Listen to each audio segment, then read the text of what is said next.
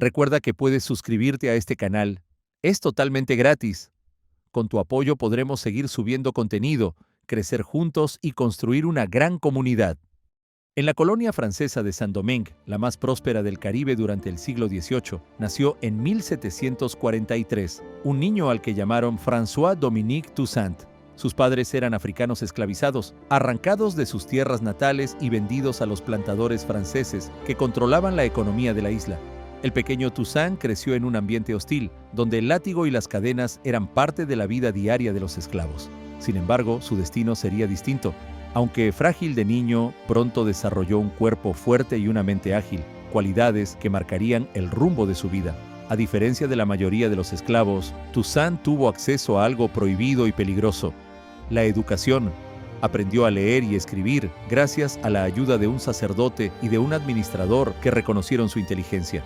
Ese conocimiento lo conectó con el mundo de las ideas ilustradas, donde filósofos como Rousseau y Montesquieu hablaban de libertad, igualdad y derechos naturales. Para un joven esclavo, esas palabras parecían sueños lejanos, pero se grabaron en su memoria como semillas que más tarde germinarían en acciones revolucionarias.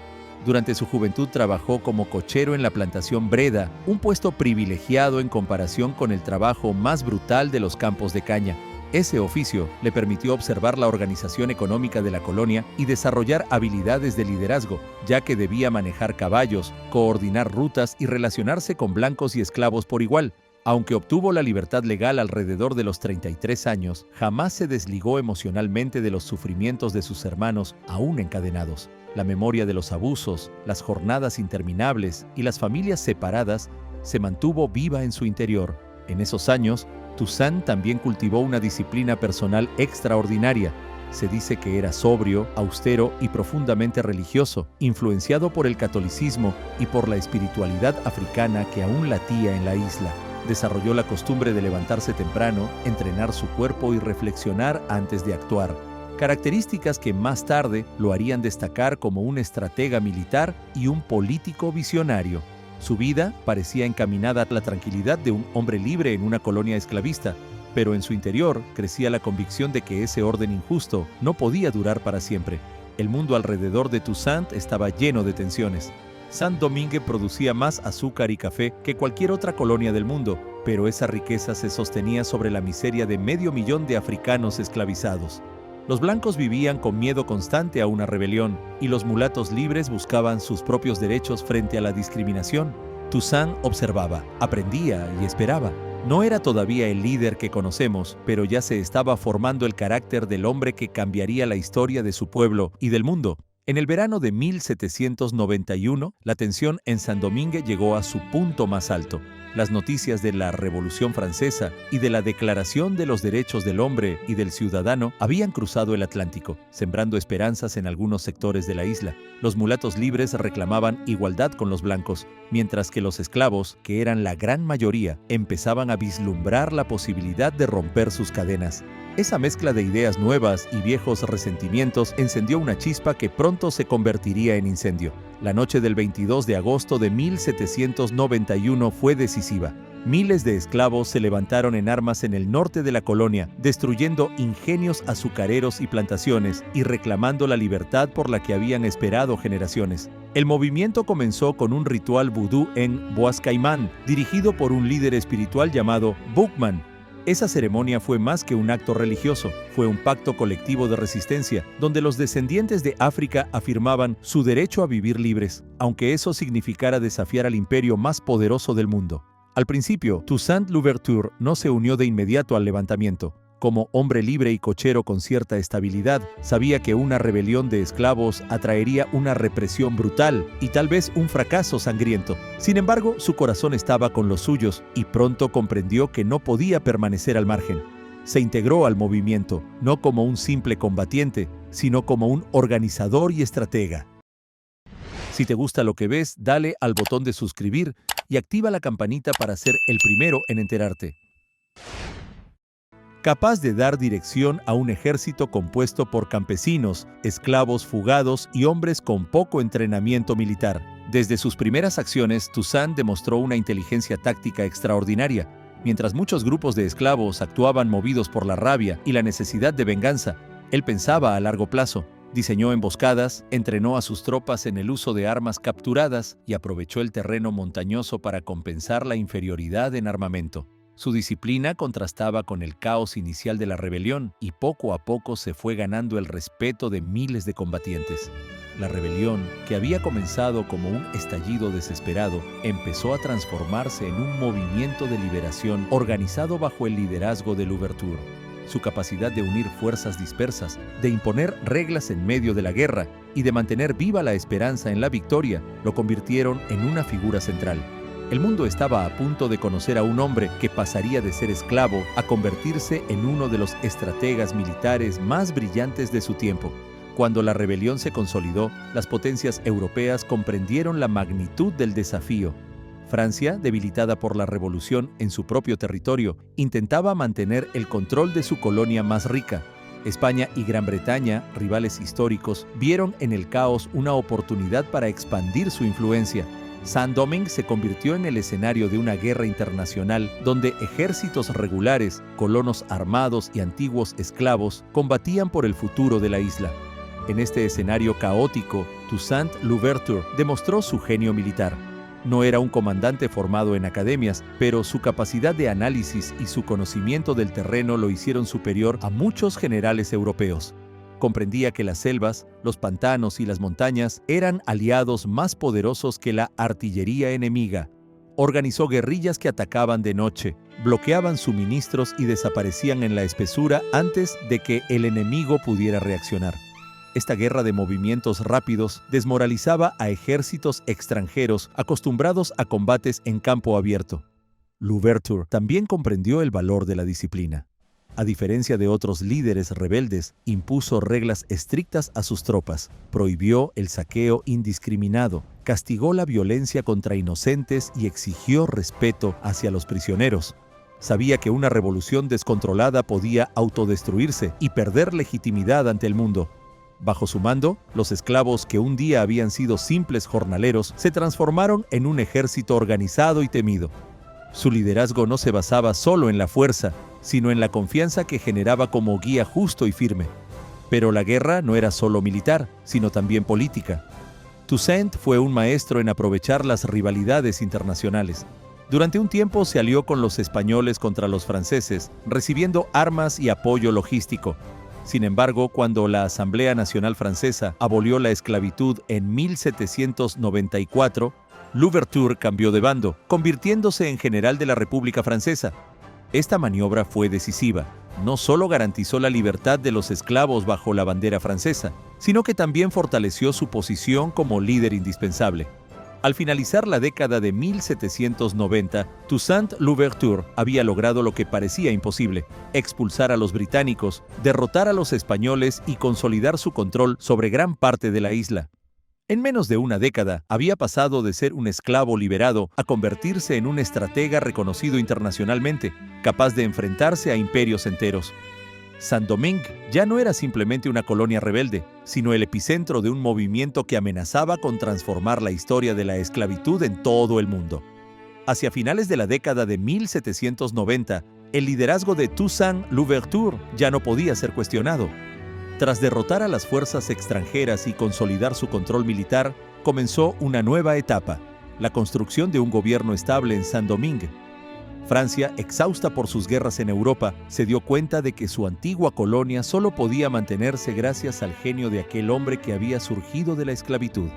En 1797, Louverture fue nombrado oficialmente comandante en jefe de la colonia y poco después asumió el título de gobernador.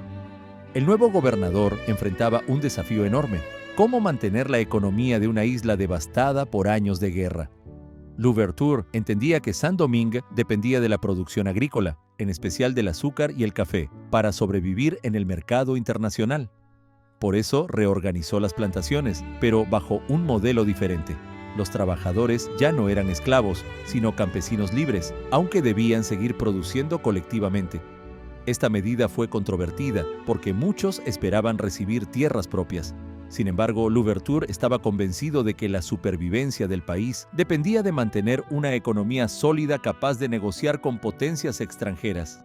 Además de la economía, impulsó reformas sociales y culturales.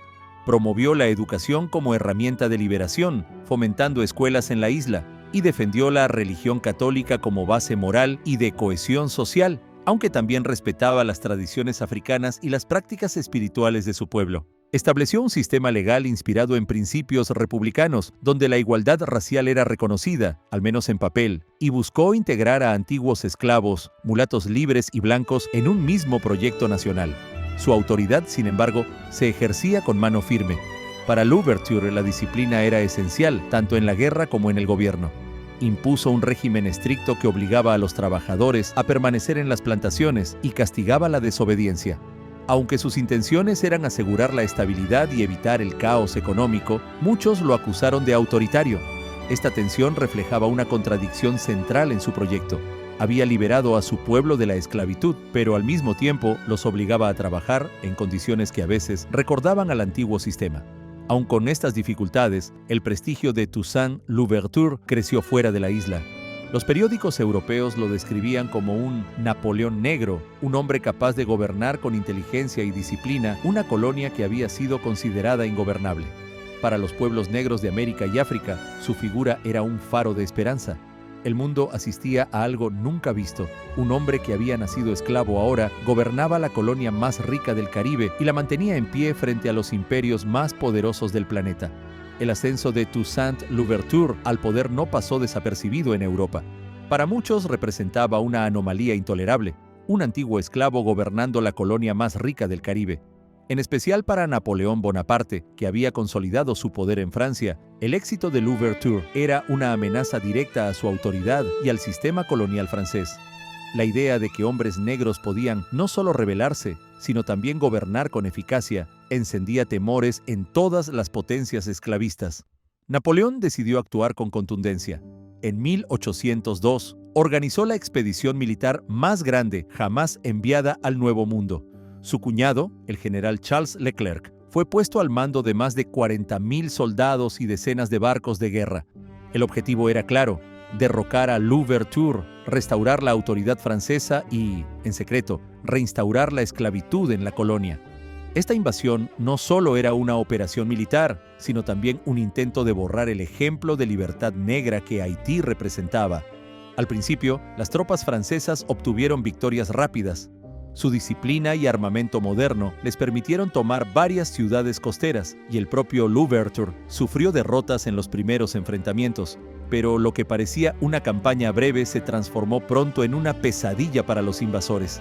Louverture y sus generales aplicaron tácticas de guerra de guerrillas, hostigando constantemente a los franceses, cortando sus líneas de suministro y obligándolos a luchar en un terreno desconocido, bajo un clima sofocante y con enfermedades tropicales que diezmaban sus filas. Aunque Louverture fue finalmente capturado mediante traición, se le ofrecieron negociaciones y, confiado, acudió a una reunión donde fue arrestado. Su captura no significó la derrota del movimiento. Antes de ser enviado prisionero a Francia, había preparado a sus principales generales, como Jean-Jacques Dessalines y Henri Christophe, para continuar la lucha. La semilla de la independencia ya estaba sembrada, y el sacrificio personal de Louverture solo fortaleció la determinación de su pueblo. El propio Napoleón subestimó la profundidad del proceso revolucionario. Creía que eliminando a su líder podía sofocar la rebelión, pero el fuego de la libertad era demasiado fuerte. Aunque Louverture ya no estaba en la isla, su ejemplo seguía guiando a los combatientes. Los franceses se encontraron atrapados en una guerra imposible de ganar. Un ejército negro acostumbrado a la resistencia, un clima implacable y una población dispuesta a morir antes que volver a la esclavitud. Tras su captura en 1802, Toussaint Louverture fue enviado a Francia bajo estricta vigilancia. El viaje en barco hacia Europa simbolizaba una cruel ironía. El hombre que había liberado a miles de esclavos volvía a ser prisionero, pero esta vez no de un amo colonial, sino del mismísimo Napoleón Bonaparte. Fue encerrado en el fuerte de Joux, una prisión en las frías montañas del Jura, muy lejos del calor caribeño que lo había visto crecer y luchar. El clima gélido y el aislamiento eran tan duros como las cadenas que alguna vez había llevado en Saint-Domingue. La vida en prisión deterioró rápidamente su salud. Acostumbrado al aire tropical y a la actividad constante, Louverture sufrió con el encierro, la humedad y la falta de cuidados médicos. padecía problemas respiratorios, probablemente tuberculosis, y se fue debilitando con el paso de los meses. A pesar de ello, se mantenía firme en espíritu. Según testimonios, escribía y hablaba con dignidad, convencido de que su causa no moriría con él. En abril de 1803, menos de un año después de su captura, murió en el frío de su celda, lejos de su tierra y de su pueblo. Sin embargo, Louverture había dejado un mensaje que resonaría como profecía. Al derrocarme, solo han derribado el tronco del árbol de la libertad de los negros. Volverá a crecer, porque sus raíces son profundas y numerosas. Y así fue. En su ausencia, sus generales continuaron la lucha. Jean-Jacques Dessalines tomó el mando y con una resistencia feroz, derrotó definitivamente a los franceses en 1803. El ejército expedicionario, que había llegado con 40.000 hombres, quedó reducido a unos pocos miles, diezmados por las batallas y las enfermedades. El 1 de enero de 1804, Haití proclamó su independencia, convirtiéndose en la primera república negra del mundo y en la primera nación surgida de una rebelión de esclavos victoriosa. Aunque Louverture no vivió para presenciarlo, su liderazgo había sido esencial para construir la disciplina, la organización y la visión que hicieron posible ese triunfo. Su espíritu estaba presente en cada proclama, en cada victoria y en cada hombre y mujer que celebraba el fin de la esclavitud. La muerte de Louverture no fue el final, sino el comienzo de un legado. Su sacrificio lo elevó a la categoría de mártir y símbolo universal de libertad. Mientras Napoleón seguía conquistando Europa, su fracaso en Haití demostraba que ningún imperio era invencible frente a la determinación de un pueblo que se negaba a vivir encadenado. Louverture, desde su tumba fría en el Jura, se convirtió en inmortal en la memoria de todos los descendientes de África. El impacto de Toussaint Louverture trascendió su vida y el territorio de Haití. Aunque murió en prisión, su ejemplo inspiró a generaciones enteras de personas negras en América, África y Europa. Para los pueblos esclavizados de las colonias, la revolución haitiana fue la prueba viviente de que la libertad no era un sueño imposible, sino una meta alcanzable. Louverture representaba la materialización de esa esperanza.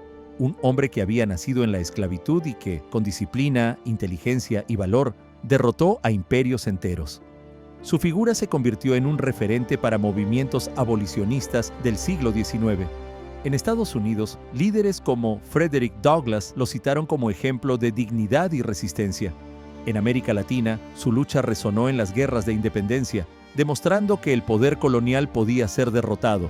En África, los relatos de la victoria haitiana alimentaron la conciencia de que los descendientes de los esclavizados compartían una misma lucha global contra la opresión.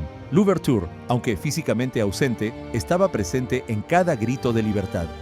Más allá de lo político, Louverture encarnó un mensaje cultural profundo, la afirmación de la identidad negra como portadora de grandeza. Durante siglos, las sociedades coloniales habían intentado deshumanizar a los africanos y sus descendientes, reduciéndolos a mano de obra forzada. Pero la vida de Louverture demostraba lo contrario. Un hombre negro podía ser un estratega, un estadista, un líder moral y un constructor de naciones. Su legado cuestionaba las jerarquías raciales y obligaba al mundo a replantear la idea de humanidad. En Haití, su memoria sigue viva en estatuas, canciones, libros y en la historia oral transmitida de generación en generación. Cada enero, al recordar la independencia, el pueblo haitiano también honra a Louverture como padre fundador. Y aunque su gobierno fue criticado por decisiones duras, la visión que lo guiaba siempre fue la de garantizar que su pueblo nunca más volviera a ser esclavo. Ese compromiso, más allá de las contradicciones, es lo que lo convierte en héroe eterno. Hoy, más de 2 siglos después, Toussaint Louverture sigue siendo un símbolo universal de resistencia. Su historia no pertenece solo a Haití, ni siquiera solo a la diáspora africana. Pertenece a toda la humanidad que busca justicia y dignidad. Su vida recuerda que incluso en las condiciones más adversas un hombre puede levantarse, desafiar imperios y cambiar el rumbo del mundo.